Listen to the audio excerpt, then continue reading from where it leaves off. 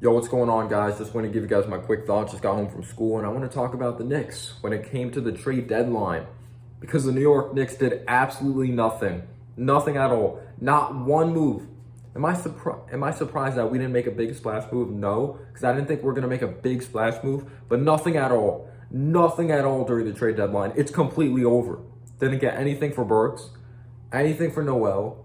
Just anything for Kemba. Like, I expected us to not really get much for Fournier because his contract, like his production really isn't matching his contract. He does have some ginormous contract. I know he's been shooting the ball better lately, but he's a bad defender. So I understand some teams out there that really don't want an Evan Fournier, even though I think he could be productive on some other basketball team that utilizes him properly and constantly gets him involved in the offense.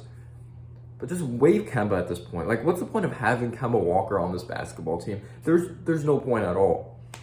And there's like a few points that like are in my head of why we didn't make any moves. First off, Leon Rose just might wait for the offseason to see if these players do get their trade value up. Just we flat out weren't getting anything. You fell asleep behind the wheel, or like just, yeah, maybe some teams just weren't in love with their players, which I completely understand. Or the other thing, and this might have Tom Thibodeau tied into it. Tom Thibodeau, what's he always say? I like our guys. Like, he loves our guys. Like, of course he's going to say that. But if Tom Thibodeau really believes that, or Leon Rose really believes, like, this group of guys is going to help us, like, thrive for the play-in or thrive for the playoffs, like, what does the play-in do for us? These guys aren't going to be here in the future. Like, pick a direction. Move on from a Kemba if you can. Move on from a Burks. Take what you can get. You're not going to get much for those guys. And again, I don't know what's going on behind the scenes, but the Wizards, at least they picked a direction. They got off to a great start like us. Obviously, they started losing games like us. Like, their run was kind of over. But they accepted. We're going to move on from Dinwiddie. We're going to move on from a Montrezl Harrell.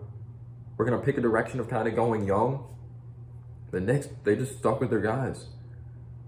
But maybe there just wasn't good phone calls out there. Maybe there just wasn't good offers at all. But if the New York Knicks are really going to try to be competitive and just not even go with the youth movement at all, this New York Knicks team is lost. And when I heard Cam Reddish's name in trade talks, this organization just freaking disgusts me. So you're going to trade for Cam Reddish, barely play him, set him up to fail. Of course he's going to be rusty a couple games. He's not playing at all.